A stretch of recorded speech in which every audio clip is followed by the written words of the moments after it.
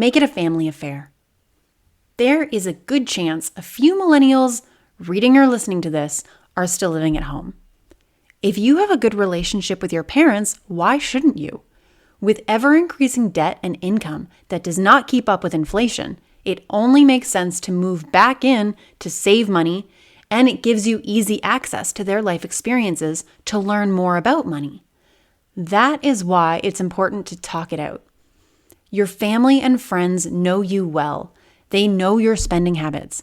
They know where you work and have a good idea of how much you make. Hopefully, they encourage and support you and call you out when you need to be brought back to reality. Your loved ones have another beneficial perspective for you. They have been dealing with their personal finances their whole lives.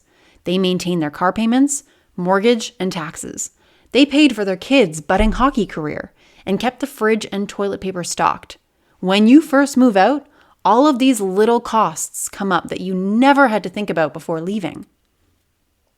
Your parents have picked up a few lessons along the way, and we can learn from their experiences. Take the time to ask people you know and trust about their money, spending, and savings habits. Anything you can learn, because the school system failed to teach us much about personal finances. Find a safe environment and start talking about subjects you're comfortable with. In many relationships, money can become a primary source of conflict.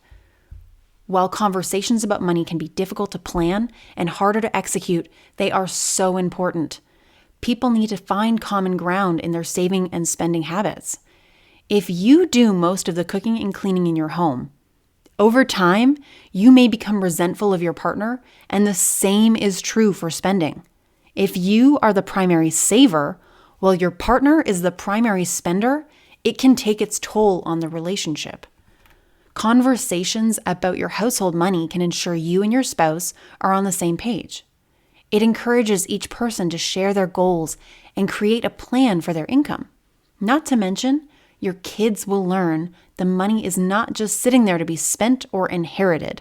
They will learn to appreciate your goals as they get older and support your work towards that vision. So, sit down, brew some tea, and talk about money with your friends and family.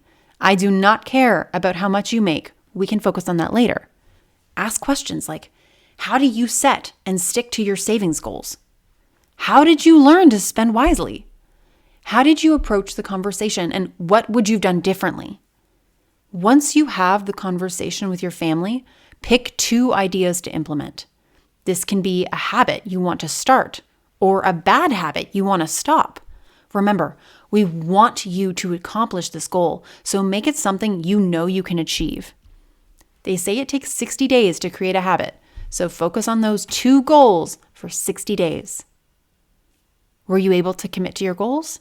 Check in and adjust them accordingly so they work better for you, because we adjust them to suit your goals and make sure you can implement them into your life. We encourage everyone to pay themselves first, so try saving 10% of every paycheck. Set it up so it will automatically be withdrawn on your payday, and you do not have to think about it.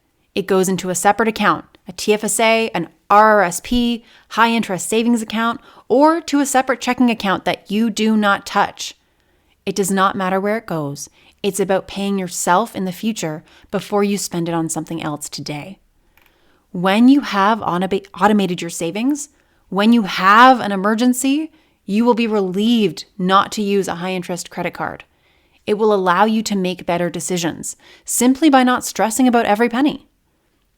Once you're past the emergency, you can start rebuilding your rainy day slush fund again, and it will not cost you 20% interest while you do it. Be honest and open about your finances, and as always, share any tips or tricks you may have.